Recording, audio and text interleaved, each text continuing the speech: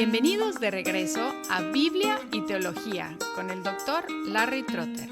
Esperemos disfruten el siguiente episodio.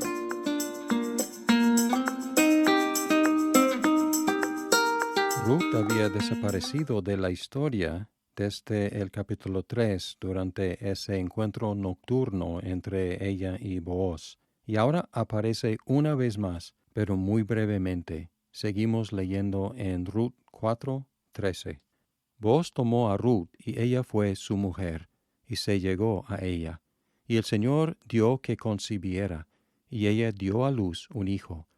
Entonces las mujeres dijeron a Noemí: Bendito sea el Señor, que no te ha dejado hoy sin pariente, que su nombre sea célebre en Israel, que él también sea para ti restaurador de tu vida y sustentador de tu vejez, porque tu nuera, que te ama, y que es de más valor para ti que 7 hijos, lo ha dado a luz. Entonces Noemí tomó al niño, lo puso en su regazo, y se encargó de criarlo. Las mujeres vecinas le dieron un nombre y dijeron: Le ha nacido un hijo a Noemí, y lo llamaron Obed. Después de buscar durante 3 capítulos esta culminación, el casamiento entre Booz y Ruth se reporta muy brevemente. Simplemente dice que se casaron y tuvieron un hijo, y luego desaparecieron otra vez de la historia, para dejar lugar a los 2 actores principales. Es posible que hayamos ido con la finta, pensando que Booz y Ruth son los actores principales, pero el hecho de que ellos desaparecieron indica que ellos fueron instrumentos y ahora dejan lugar para los actores principales. Por solo segunda vez en la historia de Ruth, el narrador registró la acción de Dios explícitamente. En el 1:6 dice que dio comida, y ahora en 4:13 dice que dio que Ruth concibiera, el mismo verbo. Esta técnica se llama inclusio, cuando un autor abre y cierra con la misma idea. Y así abrir y cerrar con la idea de que Dios dio está indicando que toda la historia fue obra de Dios. Toda la historia fue don de Dios. Así que Dios es uno de los actores principales. Y si Él es uno de ellos, ¿quién es el otro? Las mujeres indicaron quién fue: Noemí. En el 14 y 15 alabaron a Dios por dar un pariente a Noemí, refiriéndose no a Booz, sino al bebé. Dice: Bendito sea el Señor, que no te ha dejado hoy sin pariente, que su nombre sea célebre en Israel. Y luego que Él también sea para ti restaurador de tu vida y sustentador de tu vejez. Ese bebé dio nueva vida a Noemí y la protegería en su vejez. Es interesante observar que el pariente, el Redentor, fue un niño nacido en Belén. Noemí confirmó la identificación del niño como su hijo, tomándolo y criándolo en el 16. Entonces Noemí tomó al niño, lo puso en su regazo y se encargó de criarlo. Las mujeres reconocieron el gran valor de Ruth, pero su enfoque estuvo en Noemí y en el nuevo pariente, el niño, y reconocieron explícitamente ese niño como hijo de Noemí.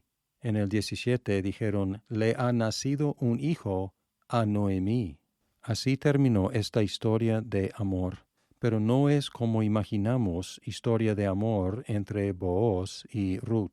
Posiblemente hubo romance entre ellos, pero la historia no lo registra. Registra una historia de amor entre Dios y Noemí. Esta historia inició con la queja de Noemí contra Dios y terminó con alabanza a Dios. Inició con Noemí dejada sin niños. No dice sin hijos, dice sin niños. Y terminó con Noemí tomando un niño a su pecho. Es una historia de redención, de Dios redimiendo a la amargada, a la que se llamaba Mara, amarga, y ahora otra vez es Noemí, placentera. Es también una historia que nos llama a ser instrumentos de redención, como Booz y Ruth, practicando fiel amor extraordinario y costoso. Es una historia que nos llama a esforzarnos para ser instrumentos de nuestras propias oraciones. También es una historia de resurrección, la restauración de la vida de Noemí, la restauración de la vida de un linaje difunto de Elimelech, que es un anticipo de la resurrección de Cristo y de todos los muertos que creen en Él. Finalmente es también una historia de la inclusión de los excluidos. Ruth fue redimida por Booz, fue instrumento para la redención de Noemí, pero ella también fue redimida. Ruth la moabita, Ruth la excluida, Ruth la extranjera, se convirtió en mujer ejemplar, una madre en Israel. Y este aspecto anticipó el mensaje del Nuevo Testamento de la inclusión de los excluidos. Efesios 2, 11 al 13 dicen: Por tanto, recuerden que en otro tiempo ustedes, los gentiles en la carne, que son llamados incircuncisión por la tal llamada circuncisión, hecha en la carne por manos humanas, recuerden que en ese tiempo ustedes estaban separados de Cristo, excluidos de la ciudadanía de Israel, extraños a los pactos de la promesa, sin tener esperanza y sin Dios en el mundo. Pero ahora en Cristo Jesús ustedes, que en otro tiempo estaban lejos, han sido acercados por la sangre de Cristo. Aunque quizás fue una sorpresa para nosotros encontrar que la historia de amor no fue de Ruth y Booz, sino de Dios y Noemí, todavía no hemos llegado a la conclusión sorpresa que se encuentra en los últimos versículos. Seguimos leyendo: y lo llamaron Obed. Él es el padre de Isaí, padre de David. Estas son las generaciones de Fares. Fares fue el padre de Esrón. Esrón el padre de Ram. Ram el padre de Aminadab. Aminadab el padre de Naasón. Naasón el padre de Salmón. Salmón el padre de Booz. Booz el padre de Obed. Obed el padre de Isaí. E Isaí fue padre de David. De la nada el narrador resumió y luego extendió la genealogía de Obed. Este es el inclusio mayor, el cual indica el propósito más amplio del libro.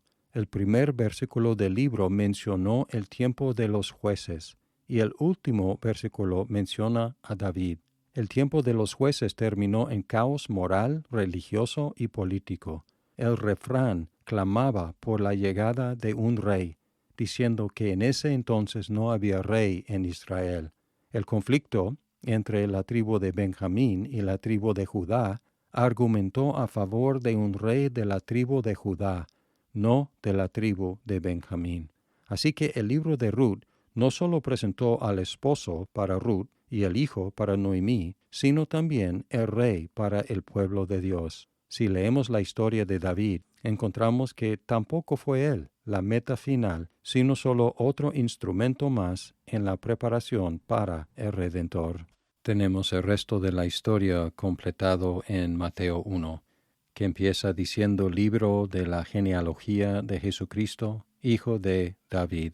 Luego en el 5 y 6 dice: Salmón fue padre de Booz, cuya madre fue Rahab. Booz fue padre de Obed, cuya madre fue Ruth. Y Obed fue el padre de Isaí. Isaí fue padre del rey David. Y luego en el 16, Jacob fue padre de José, el marido de María, de la cual nació Jesús, llamado el Cristo. Así que todos tenemos lo que necesitamos, el pariente cercano que es nuestro Redentor.